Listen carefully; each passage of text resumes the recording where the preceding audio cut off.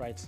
Biashara Tuesday on KUTV's Rise Today with me, Richard Okenya. On this 18th of August, you can continue the conversation on all our social media platforms at KUTV Kenya and also on my personal handle at Richard_Kenya. The SMS numbers are there on the screen somewhere there. So if you send your feedback and engage us throughout this broadcast, I shall be reading that feedback as we go along. Of course, we are just from a story on the COVID-19 update in Kenya today. Just to run down the numbers for you, 391,416 have been tested. That is according to the Ministry of Health. The cases as of yesterday were 245 new cases, bringing the total confirmed cases to 30,365. Nairobi, which is where KUTV Kenya is located at, is 149 cases yesterday. Kajiado County at 14 cases. Kajiado County comes second in terms of the new cases that were recorded yesterday. And therefore, to help me break down, especially to bring perspective on why Kajiado County is rising into the numbers of those cases, as well as the preparedness in that particular county, to join me on set right now on the launch is Moses Kamalik from Kajiado County.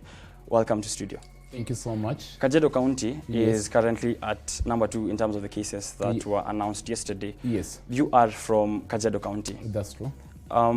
What is going wrong or what is going right for that county?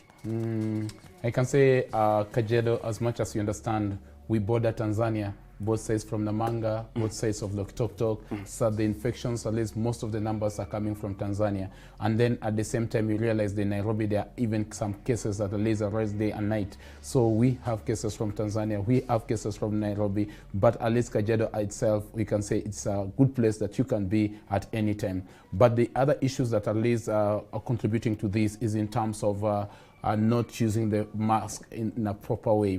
People assuming that people are not following the regulations. They're ignoring about the measures that have been put by the government. So you realize at the end of the day, the numbers will even have more numbers because even people have been tested, there are very few. And then the centers that we're having, there are very few. So we are likely to have more numbers because of the measures because we are not following what the government is stipulating for the citizens. Yes. Right, so you are a youth leader in Kajiado County yourself. Yes. How would you say are the youth responding in terms of how the government is approaching the COVID-19? Actually, I can say that it's only that we have taken personal initiative. No one is engaging the youth so far. It's more or less about the likes mind of the government doing their own work in terms of county and other leadership. But when it comes to the youth, there's no any engagement of the youth. So far, what we have done as youth leaders, we have decided to take initiative on our own because we realize responding to these or waiting at least for the time to come, it will take a lot of time. Look at this at the moment. We have like Kazim Tahania Vijana. That is the only way that at least our youths have been engaged. But if you realize about creating awareness about this disease, no one is talking about it. So for our case, we are talking about, and at the same time, we are advocating for proper use of masks and other. So for someone who does not know you, of course, you are a youth leader from Kajiado County, coordinator of Ongata Rongai community. How would you describe yourself and the work that you do? Wow, that's a good question. So far, I can say for the leadership, for the last few years that I've been a leader, I can say I've contributed a lot in terms of transformation and youth agenda within the Kajiado County. I've been able to spearhead the programs and I've been able at least to do the job placement for the youths. One, in terms of currently in Ongata Rongai Community Initiative, it's more of a response. We have a response team in terms of COVID. We started 4 months ago, and actually we have reached more than 2,000 people. It's about initiative whereby 2,000 people. 2,000 people. How far ago did this begin? 4 months ago, from the first case, because you understand the first case started from the Maasai Lodge in Kajiado. So we realized at least for us, at least to come this situation, the only thing that we needed to do is at least to come out strongly and ensure that at least we have proper mechanism in terms of prevention. What we did, at least we formed a WhatsApp page where we started like, we have well-wishers where they contribute something small, whereby we support the vulnerable communities. You realize that so many youths were not getting some food. They were suffering from because of because jobs. Some of them have been sacked, like those from Quickmart, from the Tuskies and the rest. So you realize that they don't have jobs. So what we decided is to get something small and complement them. Second, at least we realized that at least there are some youths like the special kids, those special kids, like they have not been supported for some time. Those who are suffering from autism and those who are suffering from cerebral palsy. You realize that what we did as a team, we started supporting them. So what is this team that you speak of, if for someone, of course, who does not know the team that you work with? The team is just about professionals, the professional from all over, because at least we are professional, we are businessmen, and then we have the community, now the community leadership. So whereby at least every Saturday we get something small to contribute, something small to support the society, because we realize sometimes we cannot count on the government for everything. So when we have, like, you get some hunger, I get some hunger, someone gets some soap, so we take to those families. So when we take to those families, we support them in terms of food, we support in terms of clothes, and we support in terms of health. Right. So, yes. So you advocate for youth programs inside the county, as well as various sporting activities and placement of jobs for the youth in your county. Yes. How would you say this is relevant, especially this period that the youth are grappling with unemployment, especially because of the COVID-19 pandemic?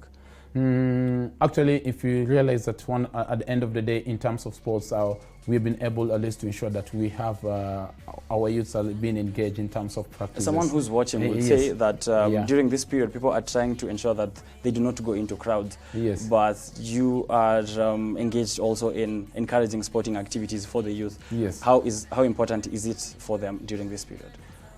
Wow, it's something that has been a challenge a little bit, because if you realize, because of the social distancing and the rest, but still we've been having some online forums, whereby we engage, whereby in case for the boxers we have some classes, online classes, whereby we teach them at the same time, we mentor them, because we realize if we leave them at this particular time, it will be quite difficult for them. Right. Second, at least we try as much as for those who have been chosen, at least those who will be representing Kajiado in terms of the national competition, we realize at least we have to get some coaches whereby, like, we have one-on-one trainings with them. The other thing that we do at the same time, we support them in terms of food, we support them in terms of finances, we support them in terms of rent, we support in terms, because we don't want them to hang around, we don't want them at least to be idle. So there are so many things that we're doing with them at this particular time. Right. What is your personal background, you will say, that has made you, or even if it's educational or career-wise or interest, that has made you feel strongly interested in advocating for the youth in your county? One, I'll say that I'm more of a community champion in terms of advocating for the youth. Yes. The second time, I'm always want to be. I always want to ensure that these youths are well listened to in terms of that they have a platform. They have a platform yes. in terms of resources, in terms of everything. So there's so many issues that we do with them. But in particular, I can say that but in my background myself, I'm an IT person. But now they realize at least IT cannot work out without you coming up with proper leadership in terms of supporting these people. So I've been able to engage, and I've been able to come up with so many ways of transforming our society and transforming the youth leadership within Ongatarongai and within Kajiado County. Right. So for the long term, you started this initiative or this kind of programs, especially to help youth during this pandemic. Yes. What does it look like for the long term? What if, when it gets, or if it gets to a point where we no longer need to be prepared or to help ourselves during a pandemic and it's post-pandemic, what would you say is the long-term vision for your program? Is it going to end, or are you still going to continue with the same efforts? That's a good question. One thing that we're looking at, the continuity of the program. We're looking at the sustainability of the program. The sustainability of the program, we're looking at the social economic, the aspect whereby we are going to engage them. Like we have some guys like Mosh, so we are asking them if they can transfer their knowledge in terms of jewels. Hizi kutengeneza hizi mastadi, kutengeneza nini. So these youths, they can always be empowered. So this is something that can still happen even after? Even after. Yes. Second, in terms of food, we are looking at in terms of working with the Spread Truth Africa and other organizations, at least to complement that what we are doing at the moment. We are looking at the moment at the same time health-wise. We are engaging with the NHIF, so that with the CDF, so that those kids who cannot be supported in terms of, or their parents are not in a position to pay for it, support them, or to pay for their premiums. Even after the pandemic. Yes. Now that at least we have the CDF and the rest of the organization pay for their premiums for the next even 5 years, 10 years, whereby they can get proper medication. Right. For someone who is in a different county counties. This sounds all very flowery and very very nice to hear. Yes. Is this programs and the programs that you conduct limited to Kajiado County, or can any other youth in other county join in? At least it's something that can be replicated around, because last week I was having a meeting with the CDF manager in Ngong, and we agreed that they are going to support over 160 kids of special needs. So that which is a plus to the families. We agreed with the manager, we are going to have a bigger meeting so that at least others with this special disability, they can be supported. So whoever that is in Kisumu, whoever is in Kiambu, they can replicate the same, whereby now we are looking at not only complaining, but we want at least to fill the gap. We want at least people to be supported. So that's what we are looking at in terms of long term. When I'm talking about food, the food program, we are looking at, because we can't manage to contribute every single cent every weekend, but now we are negotiating with other organizations like the Spread Truth Africa. They have come on board now that at least they are going to support the nutritious part of it, in terms of food for those special kids and the rest of the community. So on matters COVID, you work with the youth. Yes. And there has been concern that the youth in this country are feel like the COVID-19 did not feel the pinch of COVID-19 because they feel that they've built immunity, or they have stronger immunity as compared to the rest of the population. Would you feel like this is true, or what are the sentiments of the youth that you currently work with? In the actual sense, I can say that most of the youths have not been tested. So it's either true or false in terms of acceptance in that the immune that at least will help them. We haven't really seen. We haven't seen the numbers because this is something that we're waiting for, and we were thinking that the government would roll out the program so that people can be tested. Second, if you look at the youth at the moment, they say that wacha tukufe na hiyo COVID because hapa hatuwezi kaa nyumbani na njaa. Let's go out and get something. So now what is happening? The Juakali guys in the Juakali sector, those who are at least in the offices, at least in the professional offices, that are saying wacha which is a good notion for them because they want to get food. But again, it's a bad notion because what we are saying, what about the next 6 months? What will happen? Are we going to have a society? Are we going to have a generation that will take care of others? So we have a problem at the moment. So for me, my case, I'll say that as much as we want to open up the economy for the country, but we need to come up with various systems. We need to come up with plans. Such as the ones that you are coming up with. Yes, so that at least will help in future. Even the Kazi Mtaani Vijana, I'm still advocating if the government will still have to have some proper classes whereby we can do door-to-door sensitization, at least people to understand what is all about this COVID. Right, so the International Youth Week that previously happened, what is your take on such spaces or like such periods that are given to the youth during the year to celebrate themselves, and how much of an impact is such to your organization and the youth that you work with?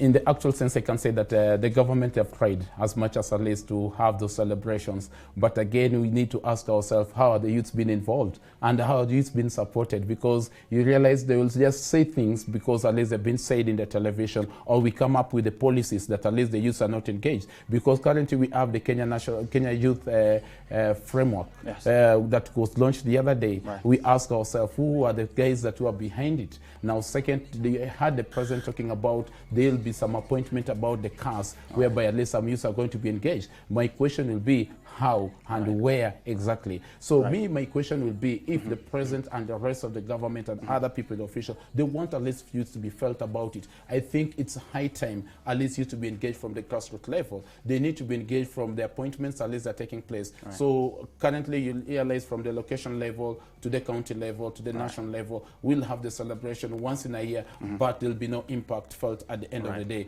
So I feel like there should be more to be done than to celebrate the youth. Yes, we want at the end of the day we want by the end of next year, if we talk about, we'll say that at least these are the number of youths who have been supported. These are some of the case studies. These are the best practices that at least we have at the end of the day. This is what is happening within the community. So we have how many youths have been supported in terms of the programs. It's very difficult for some youths at the moment. You start a program, but you realize the government cannot support you. The county cannot support you because of the charges. So the youth need to help each other. They need to help each other. And even now the transfer of skills, you realize those who are working in the government, some of them are 60 years and above, some of them are 55 years and above. So you realize there is a gap. If we have the transfer of knowledge, that will be something that will really help. Yes. Because of time, that has been a very interesting discussion to have with you. I hope to have much more engagement with you. Yes. You have worked with, you have worked in this sort of field for about 8 years? Yes. Right. So how would you say, finally, your final remarks, how would you say the journey has been for you to work with the youth and for the youth for like for the period of 8 years that you have been in that space? For me, it has been a success because I've seen a lot of changes. I've seen job placement for some of the youths within the county. Are youth responsive to the initiatives? Actually, they're really supportive, and actually among them, at least I can say I'm proud of what is taking place. If you see the Kenya Police, if you see at least some of them has joined the KDF, some of them have joined, some of them are playing international football. They have come from our initiatives, what we are doing and what I've been doing as a leader. So I can say, actually, if we're given proper resources and we're given proper support, we can say we can transform a good number of them. For me, it's a plus whereby I have more than 5,000 are the youth that I've supported across the board in terms of sports, in terms of trainings, in terms of job placement, in terms of mentorship. At least I've done a lot. Now, for the last remark, maybe for someone who is a youth like myself, who wants to work with you, or wants to get into this sort of programs and does not understand exactly how to reach out to you, I would like you to tell them on this camera, also as well as any last remark that you will have for the youth, and as well with the COVID-19 response. Mine, anytime you can always call me. My number, it's open. My Facebook page, you can check Kamalik Moses at Baba, that's at Facebook, get me at any time. Anytime that you want to reach me, you can call me on 0780 89 56 38. Anytime that you want to associate with us, you can always come to Ongata Rongai. We have our offices at Mungano building. The other thing that I love to say, guys, please take care. It's not a song. It's not about something that people are singing about across the road, but it's something that is serious. So we need to take care. We need to have our mask. We need to sanitize at every time, and we need to support each and every other person. Even if you have hunger, please check your neighbor this particular time. If you have something small that you can share with your neighbors, so many of them, they don't have rent. So many of them have been sacked from their jobs. Please stand with your brother. This is the moment that we need to love each other. We don't need to love evil, but we need to do good at any time. Right. Thank you very much. And that is Moses Kamalik, the youth leader, NYC chapter, Kajiado County. Thank you very much for those very strong sentiments and, of course, the advice that you've given to the youth out there. This is not a song across the road, so stay on the side of the road that you are currently. We are taking a short break. Continue this conversation going on social media. I'll be right back with more business stories. This is Biashara Tuesday.